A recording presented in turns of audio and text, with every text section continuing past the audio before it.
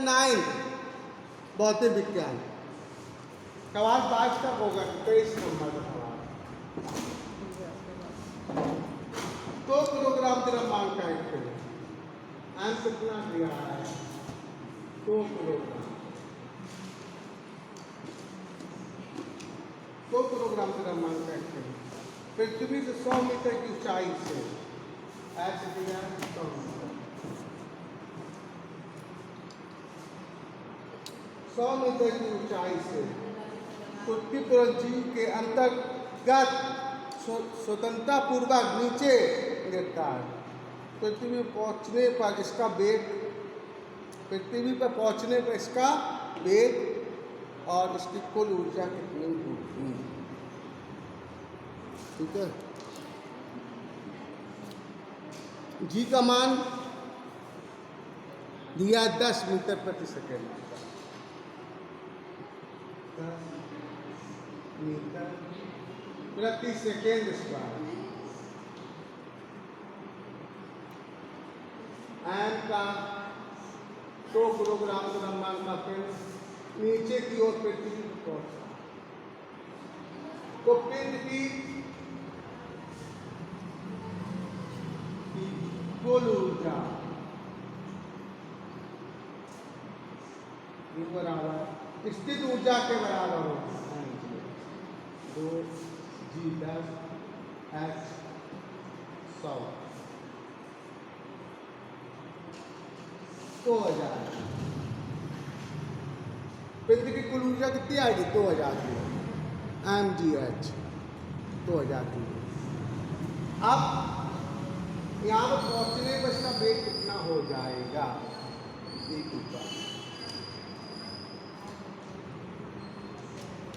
तो ऊपर जो ये mgh होगा, यहाँ पर गतिज ऊर्जा केंद्र को mv² के बराबर। इस महत्तम ऊंचाई पर स्थित ऊर्जा न्यूनतम ऊंचाई पर गतिज ऊर्जा के बराबर होती है। तो यहाँ पर U बराबर K यानी mgh 200 Ju या हम कह सकते हैं mgh बराबर एक के 2 mv²। m से m कैंसिल। G का मान 10 है, H 100 है,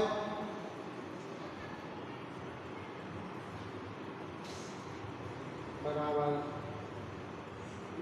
1 में 2 20 2 का गुणा कर लीजिए बराबर 20। तो B बराबर √2000 B बराबर √2000 मीटर प्रति सेकेंड।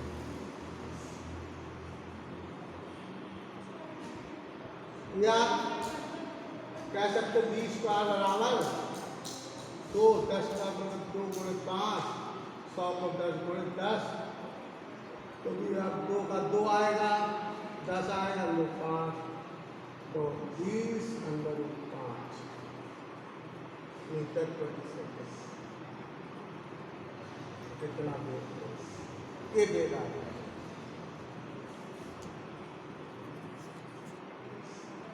22 नंबर।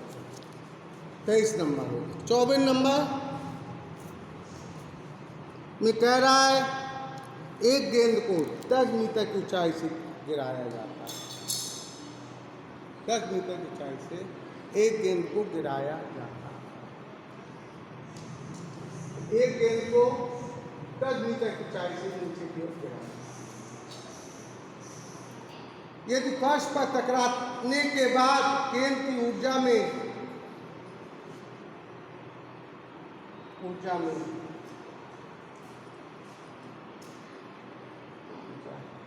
गेंद की ऊर्जा में 30% की कमी हो जाती है तो गेंद फर्श से पापे रोड में मूल रूप से छोड़ा जाता है। ठीक है। हाँ, एक गेंद को 10 मीटर ऊंचाई से गिराया जाता है। यदि फर्श पर टकराने के बाद गेंद की ऊर्जा में 30% की कमी हो जाती है तो गेंद फर्श से वापस रोकने में कितनी ऊंचाई तक जाएगी? एक गेंद को 10 मीटर की ऊंचाई से गिराया जाएगा। 14 नंबर। क्या मीटर की ऊंचाई दिख रहा है? 10 मीटर की। एंड फिर हम मान की कोई गेंद है 10 मीटर की ऊंचाई से गिराया जा रहा है, तो गेंद की स्थिति ऊर्जा कितनी होगी? स्थिति ऊर्जा U बराबर mgh mgh 10 है, 10 है, इतनी जूल होगी, 10 mg जूल ऊर्जा होगी। अब ये गेंद फर्स्ट पर टकरा रही है। किस पर टकरा रही है? फर्स्ट पर। फर्स्ट पर टकराने के कारण गेंद की ऊर्जा में 30% की कमी आ जाती है। कितने प्रतिशत की कमी? 30% ऊर्जा में कमी आ जाती है। तो फर्स्ट के टकराने के बाद गेंद में कितनी ऊर्जा बचती है? फर्स्ट से टकराने के बाद गेंद में ऊर्जा हम लिखेंगे फर्स्ट से टकराने के बाद,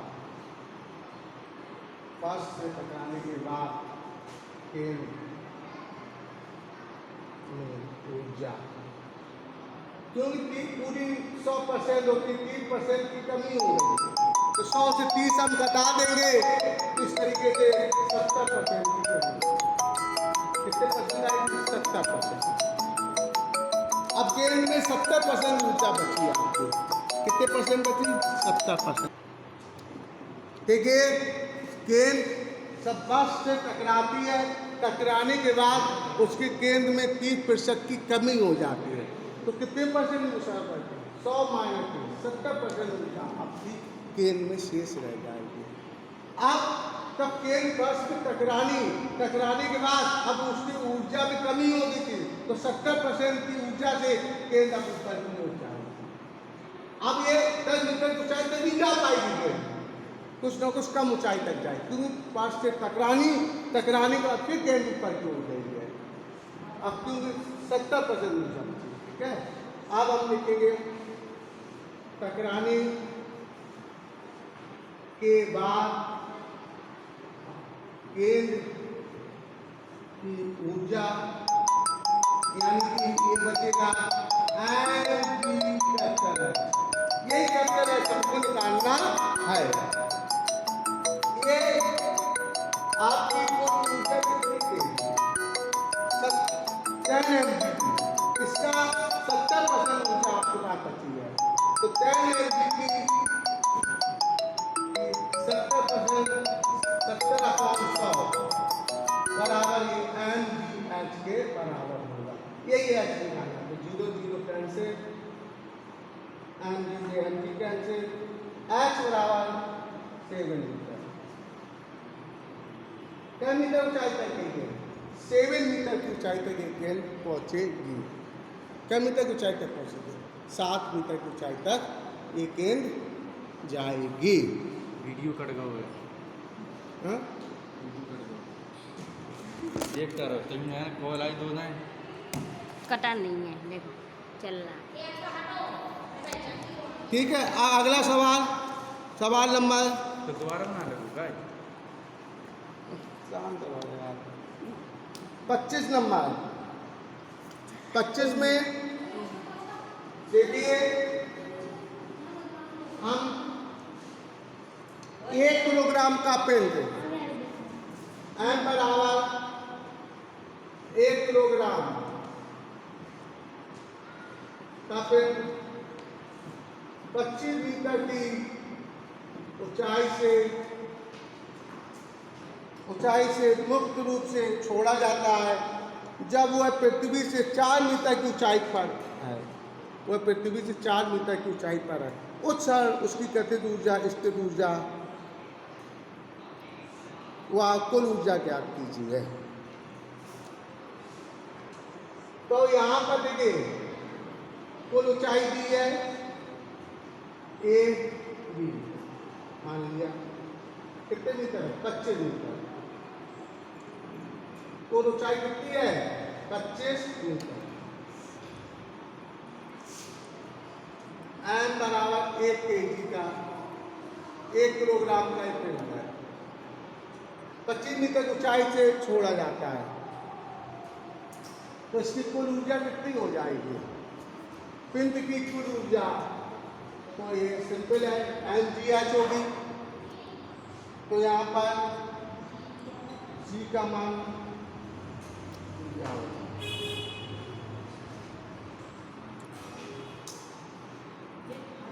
तो g 10 दिया है, g कितना दिया? 10 मीटर प्रति सेकेंड स्क्वायर।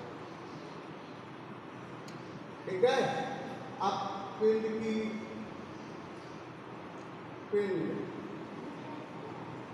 की कुल ऊर्जा mgh होगी। m कितना?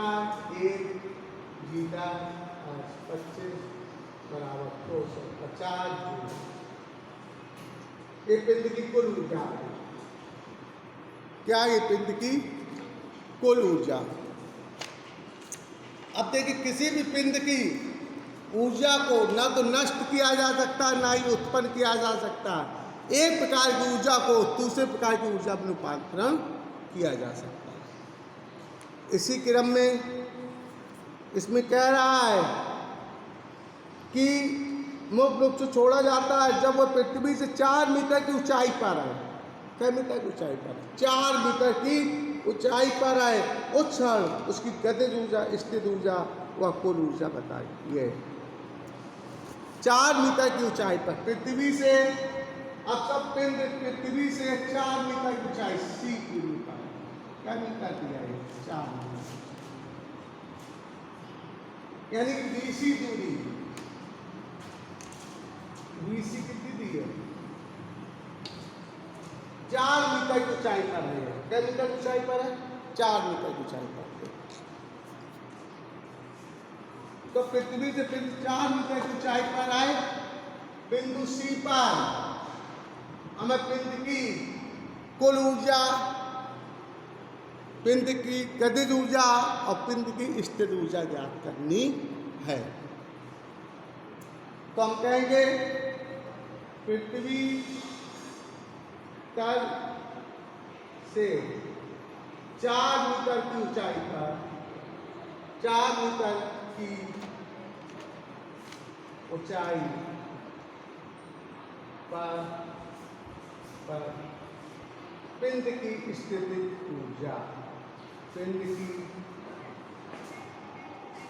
स्थितिज ऊर्जा, पिंड की स्थितिज ऊर्जा निकालनी। तो स्थितिज ऊर्जा 4 मीटर mgh, यानी m 1 किलोग्राम, g 10, और ये दूरी bc ये 4 मीटर है। 4 मीटर यहाँ से यहाँ तक की दूरी, क्या 4 बराबर 40 जूल। पृथ्वी तल से 4 मीटर की ऊंचाई पर पिंड की स्थिर ऊर्जा, यानी बिंदु सी पर, कहाँ पर? बिंदु सी पर पिंड की स्थिर ऊर्जा आ रही है। बिंदु सी पर, कौन बिंदु पर? सी पर ऊर्जा, बिंदु सी पर पिंड की स्थित ऊर्जा कितनी आ गई? 40 जूल। अब बिंदु सी पर स्थित ऊर्जा 40 जूल आ गई। अब बिंदु सी पर ही अब हमें गतिज ऊर्जा, स्थित ऊर्जा है। अब देखिए, हम लिख सकते हैं बिंदु सी पर पिंड की कुल ऊर्जा, तो आपकी होगी कितनी होगी? 250 जूल। कितनी होगी?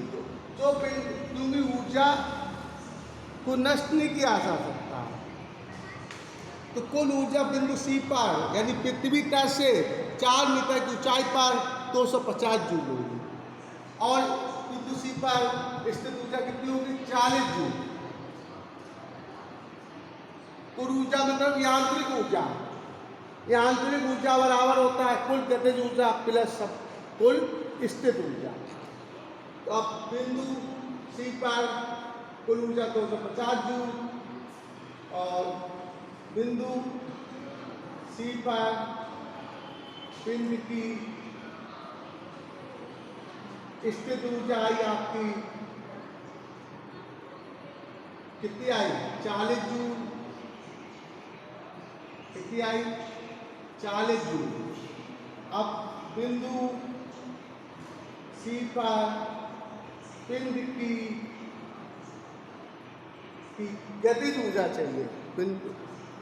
बिंदु सी पर पिंड की